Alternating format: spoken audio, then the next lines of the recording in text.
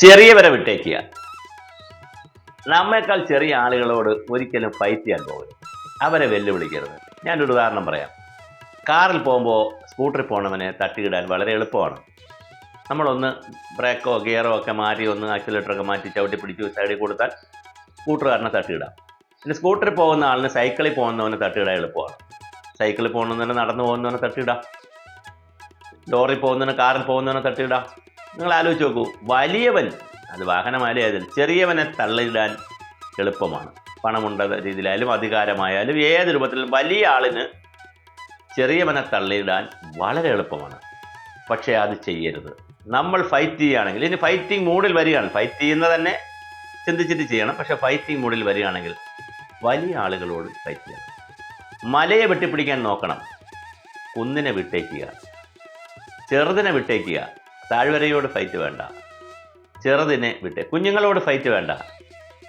നമ്മേക്കാൾ ഇളയ ആളുകളോട്, ശാരീരികമായി നമ്മേക്കാൾ കഴിവ് കുറഞ്ഞവരോട്, തടി കുറഞ്ഞവരോട് ഒരു കാരണവശാലും ഫൈറ്റ് വേണ്ട. അപ്പോൾ ചെറിയവരെ അങ്ങ് വിട്ടേക്കുക. വലിയവരോടാകാം നമുക്ക് തല്ലും വഴക്കും ഫൈറ്റും വെല്ലുവിളിയൊക്കെ.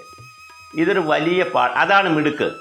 മറ്റത് മിടുക്കല്ല. നമ്മേക്കാൾ ഇളമയുള്ള, നമ്മേക്കാൾ എളിമയുള്ള, നമ്മേക്കാൾ ചെറുതായിട്ടുള്ള, നമ്മേക്കാൾ പല രൂപത്തിൽ കുറവുകളുള്ള ഒരാളിനെ ഫൈറ്റ് ചെയ്തിട്ടോ തോൽപ്പിച്ചിട്ടോ ഒന്നും നേടാനില്ല. അവർക്ക് ഒന്നും കിട്ടാനുമില്ല, നമുക്കൊന്നും കിട്ടാനില്ല. അപ്പം നമ്മൾ പറയാറില്ലേ, തരത്തിന് പോയി കളിക്കണം. കളി തരക്കാരോടായിരിക്കണം. മറ്റുള്ളവർ അങ്ങനെ ചെയ്യരുത്. നമുക്ക് അധികാരമുണ്ട്, ഓഫീസിൽ അധികാരമുണ്ട്. പക്ഷേ അധികാരമില്ലാത്തവർ പുറത്ത് നമ്മുടെ അധികാരം ഒരുപാട് ഉപയോഗിക്കരുത്. വീടുകളിലാവട്ടെ അച്ഛനും അമ്മയ്ക്കും ഒക്കെ ഒരുപാട് അധികാരമുണ്ട്. മക്കളെ പുറത്ത് അത്രയും അത് ഉപയോഗിച്ചാൽ എങ്ങനെ ഇരിക്കും?